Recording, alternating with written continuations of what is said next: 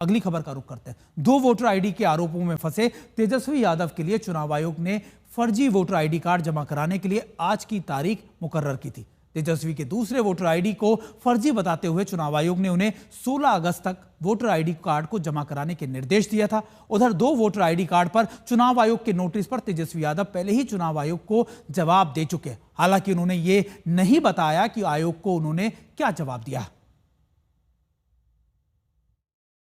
जो election commission का BLO तो जाता होगा, यानी लखीसराय में भी इनके पास बीएलओ गया होगा तो इन्होंने हस्ताक्षर किए होंगे, और बांकेपुर में भी बीएलओ गया होगा तो ये हस्ताक्षर किए होंगे, तभी ना आया है।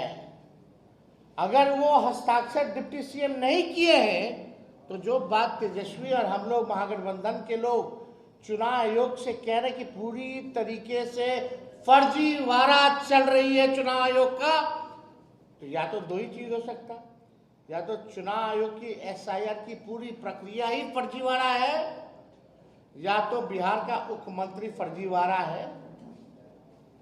यही 2 चीज हो सकती है, और तो कोई तीसरा चीज हो ही नहीं सकता। और अब एक और बड़ी खबर का रुख करते हैं जो हरियाणा से। हरियाणा के पानीपत में दोबारा वोटों की गिनती में नतीजे ही बदल गए। जीता हुआ उम्मीदवार हार गया और हारा हुआ उम्मीदवार जीत गया। मामला पानीपत के बुआना लाखू गांव का है, जहां पर सरपंच चुनाव का मामला सुप्रीम कोर्ट पहुंच गया था। सुप्रीम कोर्ट ने हारे हुए उम्मीदवार मोहित मलिक की अर्जी पर फिर से मतगणना का आदेश दिया। ईवीएम को सुरक्षित रखने का निर्देश भी दिया गया। सुप्रीम कोर्ट के रजिस्ट्रार के सामने वोटों की गिनती हुई तो नतीजा ही पलट गया। हारा हुआ उम्मीदवार मोहित मलिक 51 वोटों से जीत गया।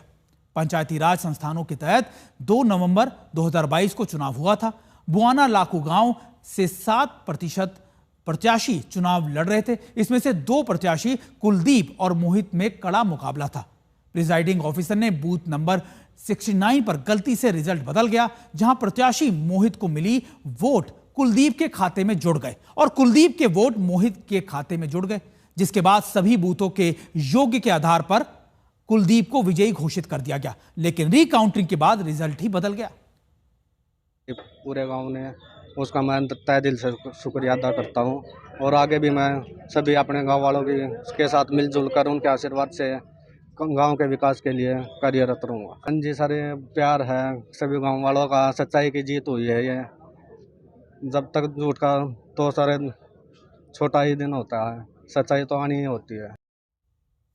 और देखिए, हरियाणा से आए इस नतीजे को सीधा असर बिहार चुनावों पर भी देखने को मिल रहा है। हरियाणा के एक सरपंच चुनावों का नतीजा बदला तो तेजस्वी यादव ने इस बहाने बीजेपी पर फिर से निशाना साध दिया।